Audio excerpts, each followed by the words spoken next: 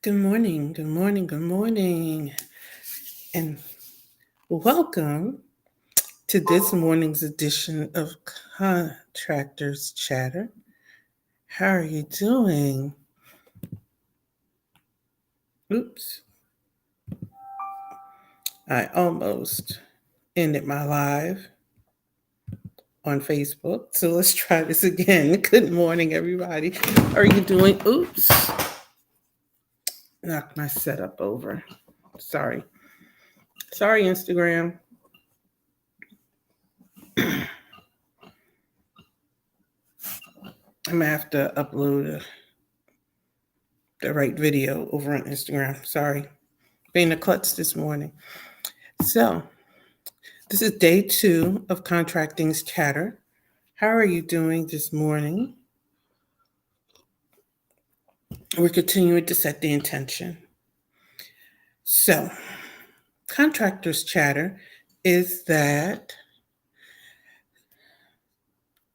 government contracting and business source of information. For those of you who are new to me, this is a new program. For those of you who are not, this is just the rebirth or the return of the program. Good morning. Um, I cover all things government contracting and business on this platform. And somebody may be saying, well, why are you making the distinction?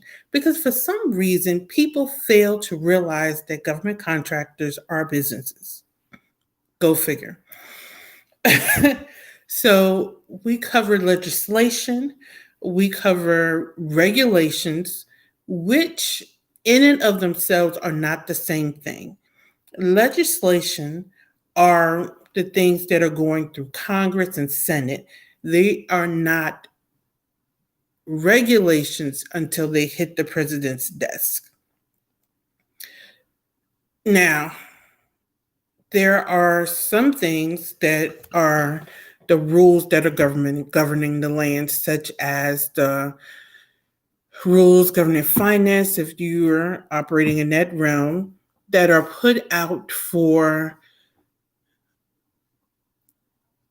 public feedback, such as this whole buzz around Fed pay.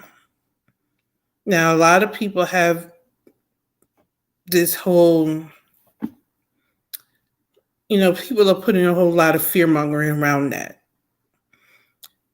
For people who don't know and don't know what's going on, the federal treasury is rolling out something called Fed Pay, and it's going live in July.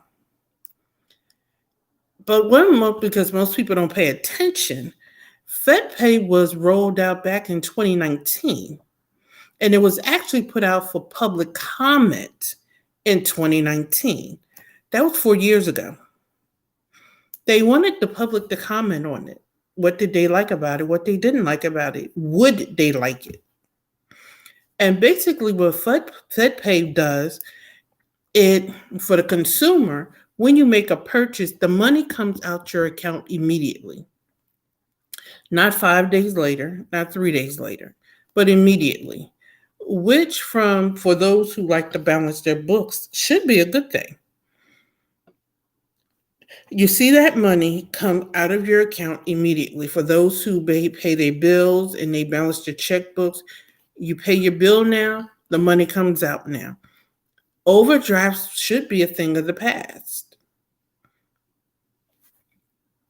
It should be a win-win. For business owners, you see immediate receipt of revenue.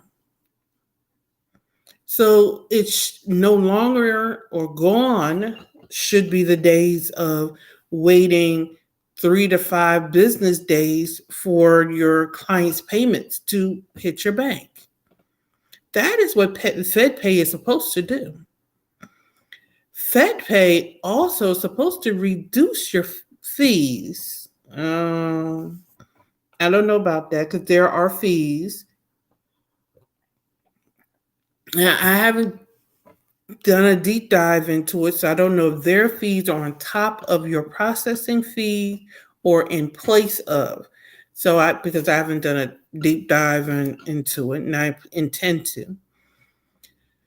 So, but I know the fees are based upon the NACE codes that you operate in and your volume. So I do know that. However, it is an expedited cause. Now I do know when there's a reversal, the same thing occurs. So when you, i.e., get return the item, all of this, it takes 3 to 4 weeks to get your money back. No, FedPay says you return the item, the money comes back into your account the same day. So from the consumer viewpoint, that should be a good thing. I gave you back today, you should give me my money back today. From a business viewpoint, same thing. So legislatively, this has been out for 4 years. It was put out for public comment 4 years ago. So the public had 4 years to know about this, to comment on it, to say, hey, we like this, we don't like this. Businesses had 4 years to say, we like this is what we need to do to implement it. So July is coming up and everybody's up in arms. Anyway, so these are some of the things that we'll talk about on Contracting Chatter. And why is Contracting Chatter talking about this? Because as government contractors and as business owners, these things affect our rates and how we effectively bid. And it also affects revenue recognition because in theory, we will receive our money from the government faster for P-card transactions. So FedPay, and I believe I'm calling it right when I call it FedPay, should speed up the rate in which we receive our money for P-card payments in contracting. So it'll be interesting to see how it all plays out. It's coming out whether you like it or not. It depends on whether you allow people to fearmonger you to death in business. And that's another thing we need to talk about, mindset in business. And that is what we're discussing during my event. As business owners, especially operating as a government contractor, it's a different level of thinking and business decision making. You have to gather all the facts. What are the steps in acquiring government contracts? I'll answer that question when I finish this thought process. When you make a decision as a business owner, you have to ensure that I'm going to just say it, you're not making hyper emotional decisions. I know people say we make decisions based off of emotions. That's what marketers will tell you. And maybe on some level that's true. But what I've seen when I sat in the CEO suite making and watched them make decisions, those weren't emotional decisions. Those were critically thought out decisions based off of facts. And when the facts were laid out,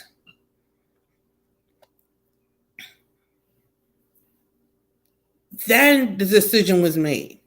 So I kind of have to push back on this notion that all decisions are purely emotional in the business realm. I have to push back on that thought just a little bit. I feel new business owners make emotional decisions, and they're made based off of frustration, aggravation. And that's justified, but do not allow your frustration to make you make dangerous and potentially destructive business decisions. Now, to answer your question, I will tell anyone, and I'm answering for those on Facebook and LinkedIn, I'm answering a question that's on my Instagram. The steps to acquiring government contracts, the first step is to have your business tight. And I'm going to tell you this from a compliance standpoint. Most people want to jump out here and start answering proposals and RFPs, and their business ain't tight. So make sure your business is tight. Make sure you're properly registered with your state. I was amazed at the number of companies who were answering proposals and they weren't even registered with their state. They didn't even have a business license, even if it's required for your. I know every city, county, state doesn't require them, but they weren't even didn't even have a business license. Ensure you have a business bank account. Stop listening to these people telling you you don't have one. Ensure you're registered in SAMS. Now, the new SAMS actually forces you to have all this stuff done. And the new SAMS 3-point verification is so tight. I love it and I hate it. From a compliance standpoint, I love it. If your IRS state verification doesn't come back in all ways, I mean, that means your address for your company, your name, if it doesn't regulate a match in all ways, it will kick out and you won't even be able to bid on contracts anyway because you can't get through SAMS. And that also will keep you from getting government grants. And then what I'm seeing with government grants is a lot of them will not allow you to bid as an individual. So you have to ensure that your business is tight. Are you homogenous is the word in every way, state, and shape, and form? And that means, does your business show up everywhere the same way? Everywhere. Because some people, your business have one address over here and it has another address over there and it has another address over there. That's a fraud alert. Your business, you just have to make sure your business is tight, your back end is tight. Your second step is to make sure you're registered in the SAMS and your SAMS is updated properly. But even before you get to that, make sure you understand your NAICS codes. What NAICS codes are you operating in? And before you even understand your NAICS codes, what are you selling to the government? Too many people don't even know what they're selling to the government. They just see an opportunity, a dollar amount, and say, "Oh, I'm a bid." No, what are you selling?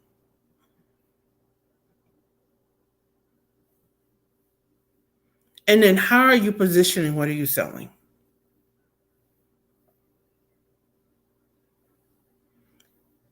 Those are the bare minimum.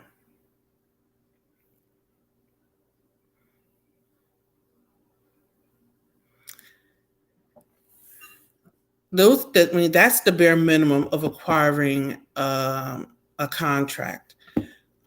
Now, I'm still answering a question over on Instagram for those who are joining in on Facebook and LinkedIn. My intensive in October, we're actually going to walk through the process and you're going to come out of the intensive with a contracting plan. I know a lot of people are like, why should I attend another event? Because you're going to walk out of this one with a contracting plan. People are going into government contracting with this, I'm going to just keep stumbling in the dark, throwing stuff at the wall and hope it sticks. Contracting is expensive. On average, your BNP effort, and BNP has been proposal effort, is 20% of whatever the contract you're going after. And most people are not even calculating their costs correctly. And I want you to pick up what I'm putting down, and most people don't even know that. You're supposed to track all of your costs so that when you generate your rates and you generate your bid rates, you're recovering all your indirect costs. You cannot bill the government for the cost of generating the proposals directly. And it tells you that in the proposed, the RFP, excuse me. However, you can recover those costs indirectly. And if you did not understand what I said, you need to be in the room, because the RFP is a request for proposal, and the indirect rate are the costs that it costs you to run your business that you can recover indirectly from the government through an applied rate. You just cannot direct charge them to the government, but you can charge it to the government through an applied rate. That's why you need to be at the intensive October 4th, 5th, and 6th, so that you can understand these things and make government contracting profitable. And for those of you who are not government contractors but have a corollary service, because guess what? Every proposal requires a notarization.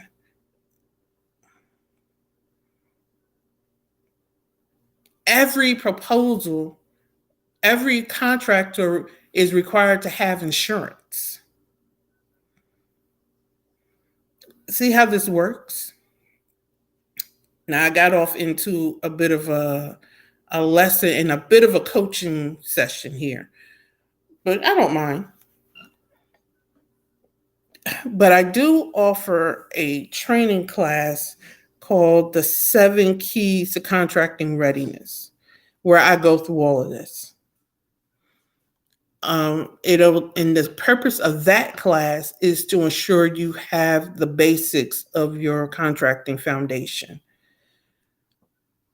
Now, anybody who signs up for the intensive at the VIP level is gifted that class. So, and I'm gonna do a live a little bit later on where, excuse me, my voice got a little froggy there. I'm gonna do a live a little bit later on that's going to talk a lot more and deep dive into the intensive. But I do offer that 7 keys to contracting readiness class. It'll set up the foundation of what it takes to be a government contractor, and it'll get you through the basics. For those on LinkedIn, I put up a graphic. You can scan the QR code to sign up for the intensive.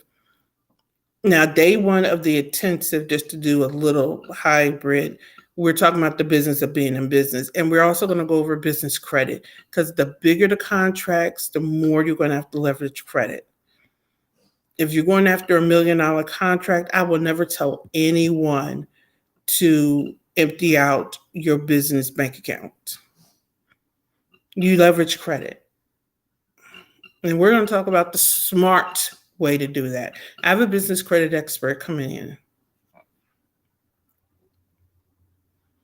and she's going to talk to you about fundability.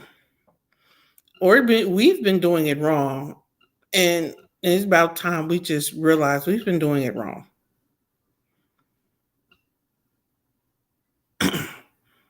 And it's time we get in the room with the experts to learn to do it the correct way. And that's the purpose of and that's the difference too.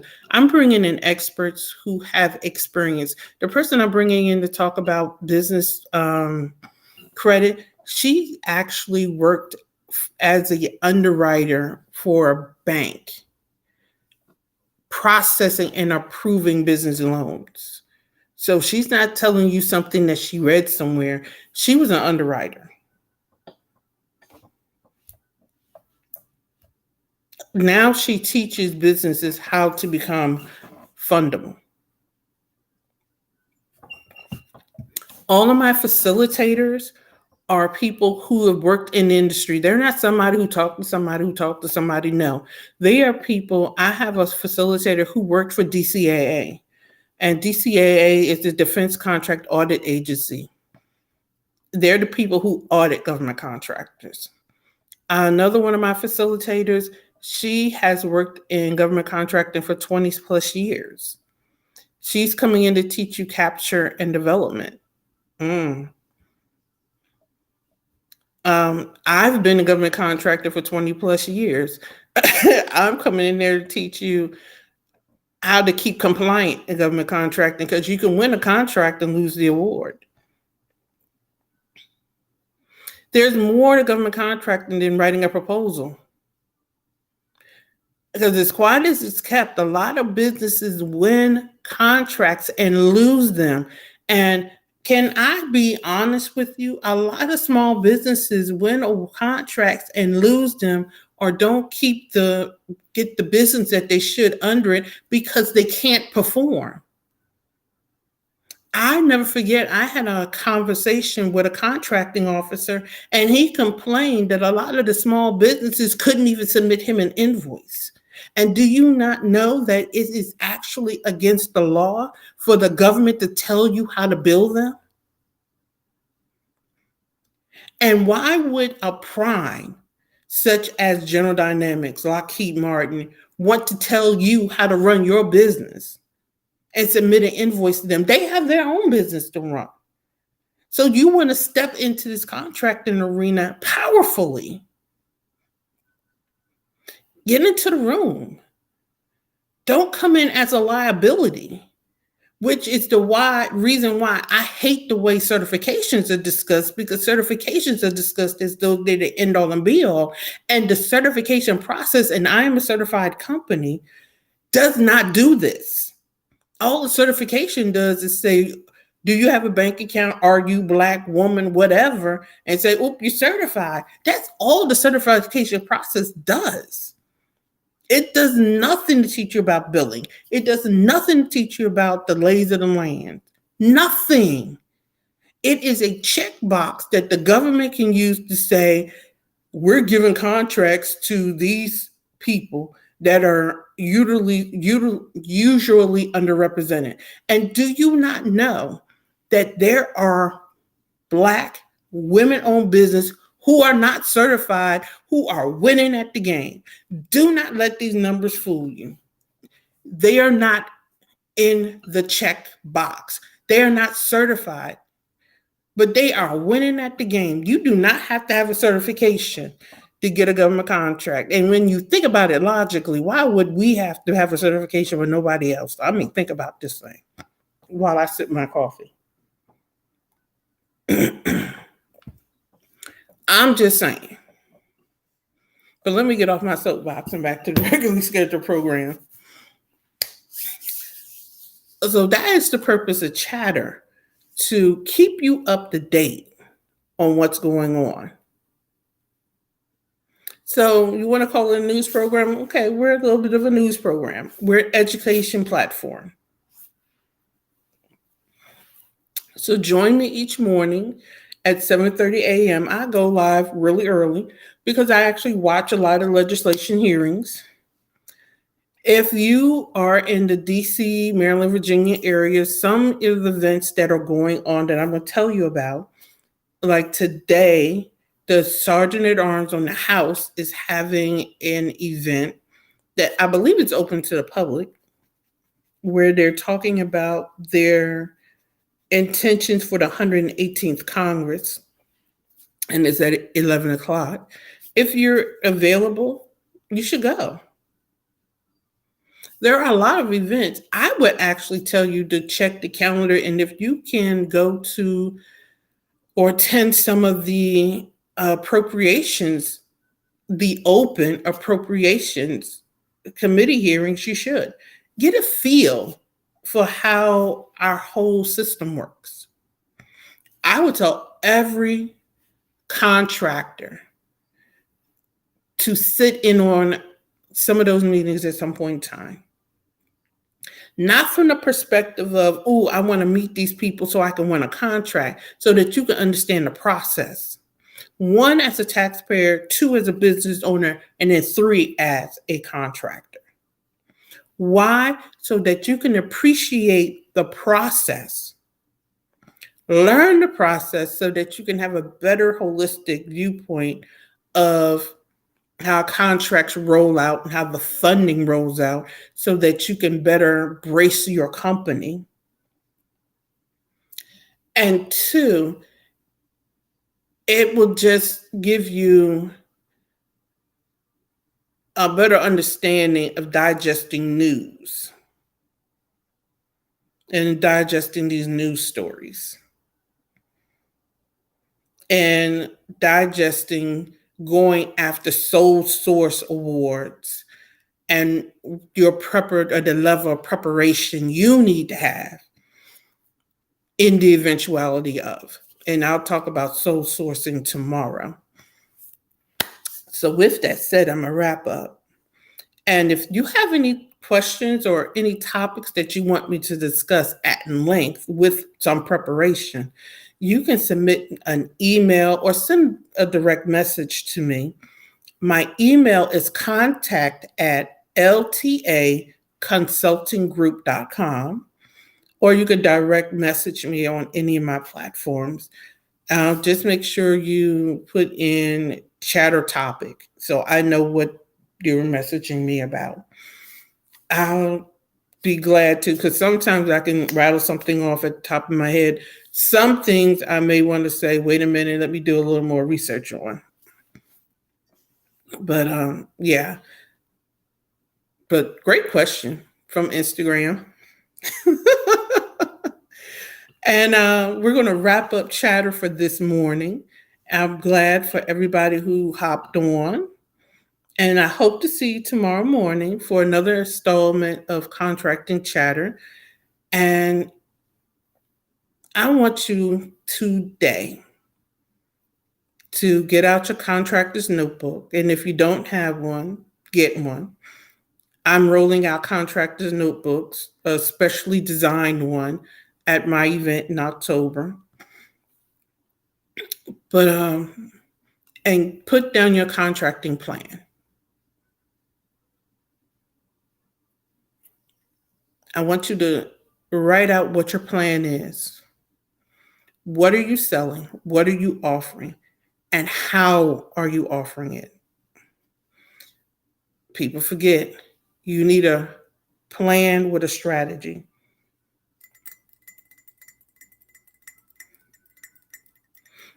And for those who need a little help, I put up a website, LTAconsultinggroup.com. It's a little janky, but that's okay. It's up there. You can book a discovery session. My discovery sessions are not free, but then I want you to think about this. You're a government contractor and you don't want to invest in yourself. Then I challenge that you want to be a government contractor. And with that said, remember that a stressed mind cannot create. So when you get into that moment that you're meeting a little bit of resistance, walk away from whatever it is you're working on. Go take a walk and decompress. And then come back to it. And I will see you tomorrow morning at 7:30 a.m. Eastern Standard Time. I am Luciana Turner, your government compliance specialist with 20 plus years experience working in the government contracting arena. And I will see you tomorrow morning. Have an amazing, amazing day.